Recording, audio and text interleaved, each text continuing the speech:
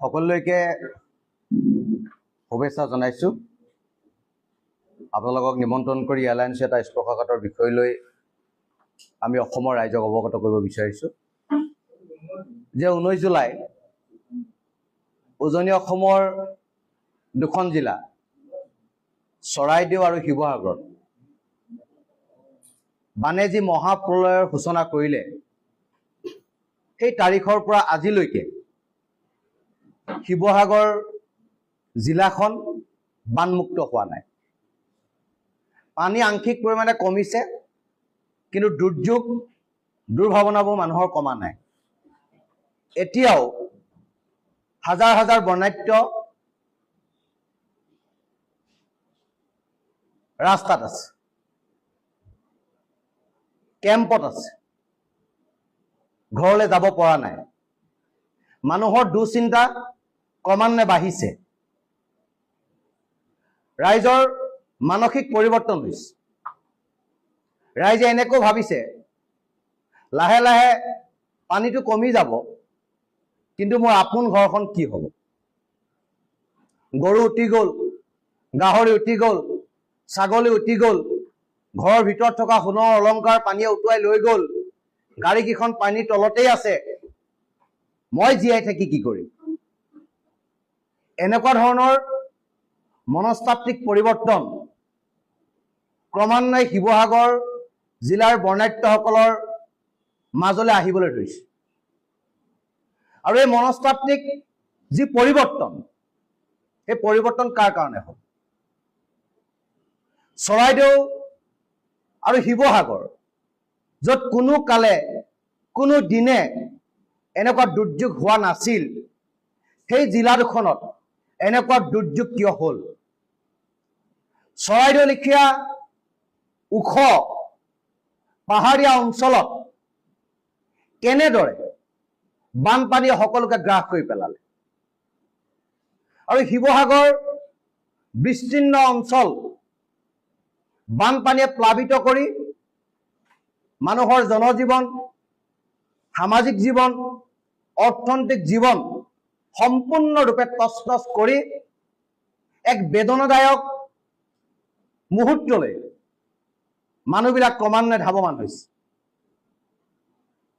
ইয়াৰ কাৰণ হ'ল যে শিৱসাগৰ জিলা প্ৰশাসন আৰু চৰাইদেউ জিলা প্ৰশাসনৰ কাণ্ডজ্ঞানহীনতাৰ কাৰণে চৰাইদেউ আৰু শিৱসাগৰত বানে এনেকে ধন জন সম্পত্তিৰ সম্পূৰ্ণৰূপে হানি কৰিলে। 8টা বজাত, পুৱা 8টা বজাত ক্ৰমান্বয়ে নদীৰ পানী উঠিছিল আৰু 11টা বজাত সেই নেপালী খুঁটিত পানী সোমাই এক সংঘাৰী ৰূপ লৈছিল। তাৰ পাছত সন্ধিয়া 6টা পৰা 7টা বজাৰ ভিতৰত নাজিৰা অঞ্চলত দিখৌৱে ক্ৰমান্বয়ে কাল ৰূপ ধাৰণ কৰিছিল। বামুণবাৰী, হোলাংকাঠনিকে আদি কৰি এই অঞ্চলবিলাক সম্পূৰ্ণৰূপে তছনছ কৰিছিল। এতিয়া কথা হ'ল যে পুৱা 8টা বজাত পানী বাঢ়িল, 11টা বজাত নেপালী খুঁটিত সংঘাৰী ৰূপ ল'লে। প্ৰশাসনে 3 ঘণ্টা সময়ৰ ভিতৰত এটাও এলাৰ্ট কিয় জাৰি কৰা নহ'ল? কিয় প্ৰশাসনে এই কথাটো নদীপৰীয়া ৰাইজক, দিখৌপৰীয়া ৰাইজক জনোৱা নহ'ল? কিয় নহ'ল? কাৰ গাফিলতিৰ কাৰণে এই ধৰণৰ কাণ্ড কাৰখানাবিলাক হ'ল? তাৰ আমাক উত্তৰ নিশ্চিত হ'ব লাগিব।